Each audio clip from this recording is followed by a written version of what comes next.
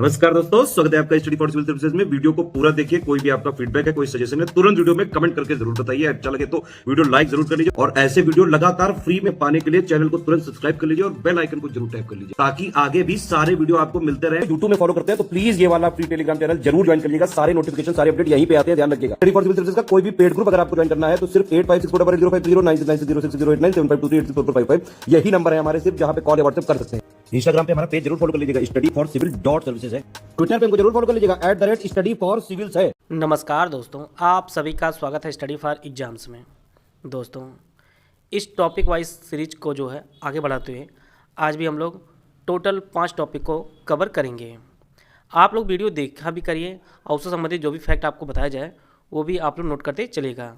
धीरे धीरे यह सीरीज आगे बढ़ेगी और इसमें जो है जो प्रीवियस जो मंथ आपका बीत चुका है उसके भी जो भी इम्पोर्टेंट फैक्ट रहेंगे उसको भी हम लोग इस वीडियो के माध्यम से कवर करेंगे।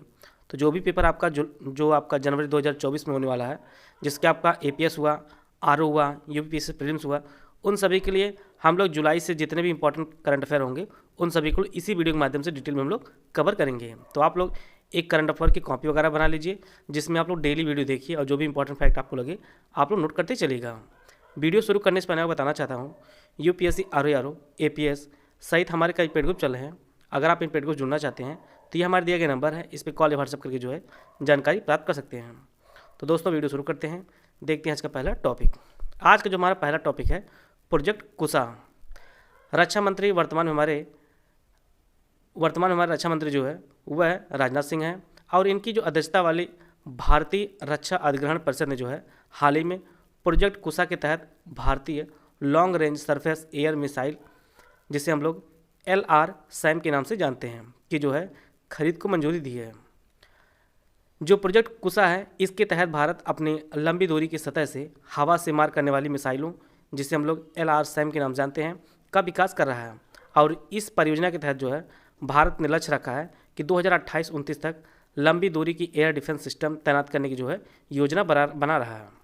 तो परीक्षा में सीधे प्रश्न आएगा कि प्रोजेक्ट कुशा जो है किससे संबंधित है, ये आपके रक्षा से संबंधित है और इसे कौन विकसित कर रहा है। तो इसे अपना रक्षा अनुसंधान एवं विकास संगठन, जिसे हम लोग DRDO के नाम जानते हैं, तो इसे जो है DRDO विकसित कर रहा है। प्रोजेक्ट कुशा को जो है DRDO विकसित कर रहा है और इसके तहत भारत जो है यह लंबी दूरी की एयर डिफेंस सिस्टम तैनात करने की जो है योजना बना रहा है वर्ष 2028-29 तक।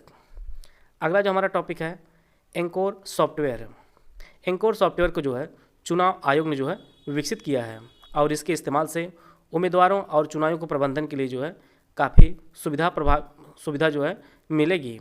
एंकोर सॉफ्टवेयर से जो लोग APS की तैयारी कर रहे हैं, जिसका पेपर उम्मीद है कि जनवरी 2024 में होगा, वहाँ पे आपके टॉपिक में एक फुल फॉर्म का एक टॉपिक दिया गया है। तो यहाँ पर एंकोर का जो फुल फॉर्म होगा वह enabling communication on real time environment होगा। तो ऐसे फुल फॉर्म को आप लोग जरूर नोट करते चलेगा, तो परीक्षा में डायरेक्ट ऐसे ही फुल फॉर्म आपके पूछेगा। Enabling communications on real time environment anchor का जो है फुल फॉर्म होगा। थोड़ी सी हम लोग चर्चा कर लेते हैं भारतीय चुनाव आयोग के बारे में। यह आपका स्टैटिक पोर्शन है। भारतीय चुनाव आयोग की जो स्थापना हुई थी वह 25 जनवरी 1950 को इसकी स्थापना हुई थी और यही कारण है प्रत्येक वर्ष जो है 25 जनवरी को राष्ट्रीय मतदाता दिवस के रूप में मनाया जाता है। और हमारे संविधान में जो है इसका जो उल्लेख है वह भाग 15 में इसका उल्लेख किया गया है। आर्टिकल 324 से लेकर आर्टिकल 329 तक भारतीय चुनाव आयोग का वर्णन किया गया है। भारतीय चुनाव आयोग में जो है टोटल 3 सदस्य होते हैं, जिनमें एक मुख्य चुनाव आयुक्त होते हैं, दूसरे जो है दो अन्य चुनाव आयुक्त होते हैं और इनकी जो नियुक्ति होती है, इनकी नियुक्ति राष्ट्रपति करता है। इनका जो कार्यकाल होता है, जिनमें मुख्य चुनाव आयुक्त का जो कार्यकाल होता है वह 6 वर्ष होता है या आयु जो है 65 वर्ष जो भी पहले होता है। बाकी जो अन्य 2 आयुक्त होते हैं चुनाव आयुक्त, उनका जो कार्यकाल होता है वह 6 वर्ष होता है या आयु जो है 62 वर्ष जो भी पहले होता है। तो भारतीय चुनाव आयुक्त आयोग में टोटल 3 सदस्य होते हैं, एक मुख्य चुनाव आयुक्त और 2 जो है अन्य चुनाव आयुक्त होते हैं। देश में जो इनका कार्य होता है वह लोकसभा, राज्यसभा, राज्य विधानसभाओं, राष्ट्रपति और उपराष्ट्रपति के चुनाव कराना जो है मुख्य भारत के जो है चुनाव आयोग का यह कार्य होता है। कई बार परीक्षाओं में पूछा गया है कि भारत के पहले मुख्य चुनाव आयुक्त कौन थे, तो ये आपका सुकुमार सेन जी थे, भारत के पहले मुख्य चुनाव आयुक्त। यह कई बार परीक्षाओं में पूछा गया है। वर्तमान में जो है एक मुख्य चुनाव आयुक्त हैं और 2 जो है अन्य चुनाव आयुक्त हैं। आइए हम लोग उनको देख लेते हैं।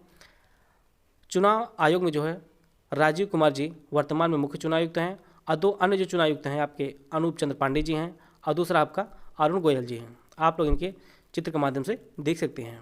तो चुनाव आयोग में टोटल 3 सदस्य होते हैं।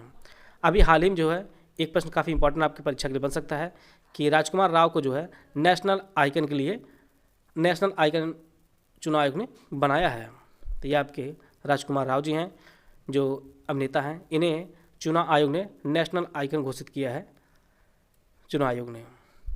आइए हम लोग अगला जो टॉपिक उसको हम देखते हैं। अगला जो टॉपिक आपका वाटर टैक्सी।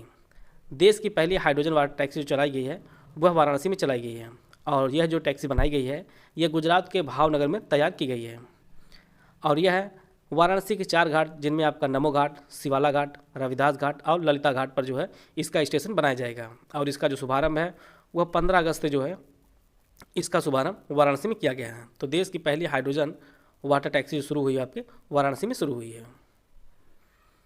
चिखल कालो यह उत्सव है, यह गोवा का एक पारंपरिक मिट्टी उत्सव है। इसमें जो है यह जो उत्सव मनाया जाता है विशेष रूप से कृषक समुदाय इसे मनाता है। कृषक समुदाय और धरती माता के बीच जो है गहरे संबंध को दर्शाता है चिखल कालो उत्सव और यह जो है पिछली 4 शताब्दियों से यह उत्सव मनाया जा रहा है गोवा में। तो सीधे परीक्षा में प्रश्न पूछेगा चिखल कालो उत्सव कहाँ मनाया जाता है, तो आपके गोवा मनाया जाता है। थोड़ी आवाज़ में आप लोगों को कोई दिक्कत होती होगी क्योंकि थोड़ी मेरा स्वास्थ्य सही नहीं है, आवाज़ में थोड़ा वाइब्रेशन होता होगा, जल्दी स्वास्थ्य सही हो जाएगा और भी वीडियो आपको मिलनी शुरू हो जाएगी। आप लोग वीडियो देखा भी करिए, जितने भी इंपॉर्टेंट फैक्ट हैं उनको आप लोग अपनी कॉपी में नोट भी करते चलिएगा और धीरे धीरे आप लोग देखेंगे आपके जितने भी करंट अफेयर के जो परीक्षा में प्रश्न पूछे जाएंगे मैक्सिमम करंट अफेयर आपको कवर किए हुए मिलेंगे। अगला जो टॉपिक है यूके इंडिया अवार्ड्स। महिला मुक्केबाजी में जो है भारत की पहली ओलंपिक पदक विजेता मैरी कॉम को global Indian icon of the year पुरस्कार जो है सम्मानित किया गया है। भारत की तरफ से जो है मुक्केबाजी में पहला ओलंपिक जो पदक विजेता रही वो आपकी मैरी कॉम जी रही हैं और यह आपके मणिपुर की हैं और इन्हें जो है यूके इंडिया अवार्ड्स में global Indian icon for the year पुरस्कार जो है सम्मानित किया गया है। इसके अलावा कुछ और फैक्ट आपके लिए इम्पोर्टेंट है और वर्ष 2009 में जो है इन्हें राजीव गांधी खेल रत्न पुरस्कार से भी सम्मानित किया गया है और इनकी जो है आत्मकथा का नाम अनब्रेकेबल है। मैरी कॉम की आत्मकथा जो नाम है अनब्रेकेबल है और इन्हें वर्ष 2020 में जो है पद्म विभूषण सम्मान से भी सम्मानित किया गया है। तो मैरी कॉम संबंधित कुछ इंपॉर्टेंट फैक्ट है। इनका जन्म जो आपके मणिपुर में हुआ था वर्ष 2009 में जो है राजीव गांधी खेल रत्न पुरस्कार दिया गया है। अनब्रेकेबल जो है इनकी ऑटोबायोग्राफी का नाम है और वर्ष 2020 में जो है इन्हें पद्म विभूषण सम्मान से भी सम्मानित किया जा चुका है। इन सभी टॉपिकों से लेकर कुछ इंपॉर्टेंट यहाँ पे प्रश्न बनाए गए हैं उनको हम लोग देख लेते हैं। पहला जो टॉपिक है मैरी कॉम से ही है। मैरी कॉम को global Indian icon of the year पुरस्कार से सम्मानित किया गया है। दूसरा जो स्टेटमेंट है वर्ष 2007 में राजीव गांधी खेल जो है इन्हें प्रदान किया गया है। तीसरा जो स्टेटमेंट है मैरी कॉम की ऑटोबायोग्राफी का नाम है अनब्रेकेबल। इसके लिए 4 ऑप्शन दिएगा, आप लोग ऑप्शन पढ़ लीजिए। इसका जो पहला स्टेटमेंट वैसा ही है, हाल ही में जो है मैरी कॉम को global Indian icon of the year पुरस्कार से सम्मानित किया गया है। दूसरा जो स्टेटमेंट है गलत है क्योंकि मैरी कॉम को राजीव गांधी खेल रत्न जो पुरस्कार दिया गया है वो वर्ष 2007 में नहीं 2009 में दिया गया है। तो इसका जो दूसरा स्टेटमेंट वह गलत है। तीसरा जो स्टेटमेंट है मैरी कॉम की ऑटोबायोग्राफी का जो नाम है वह अनब्रेकेबल है, ये आपका सही है। तो इस प्रकार जो है पहला और तीसरा जो स्टेटमेंट है वो आपका सही है जो ऑप्शन ए में दिया गया है। आते हैं अगला प्रश्न लोग। यहाँ पर 4 स्टेटमेंट दिया गया है। चुनाव आयोग ने एंकोर सॉफ्टवेयर तैयार करवाया है। भारतीय चुनाव आयोग का जो वर्णन है वो भारतीय संविधान के भाग 15 में किया गया है।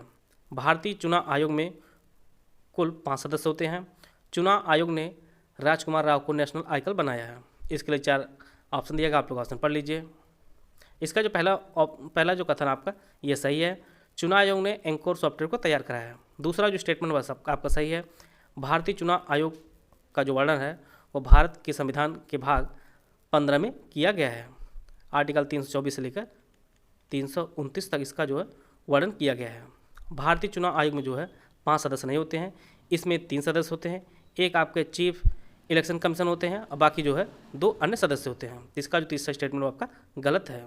दूसरा जो कथन अभी आपका सही है और राजकुमार राव को जो हाल ही में चुनाव आयोग ने नेशनल आइकन बनाया, अभी आपका स्टेटमेंट सही है। तो इसका जो है पहला, दूसरा और चौथा आपका सही है। तो 1 2 4 और 1 2 4 आपके ऑप्शन सी में दिया गया है। तो इसका जो ऑप्शन सी है वो आपका सही है। अगला जो प्रश्न है, यहाँ पर 2 स्टेटमेंट दिया गया है। देश की पहली हाइड्रोजन वाटर टैक्सी वाराणसी में शुरू की गई।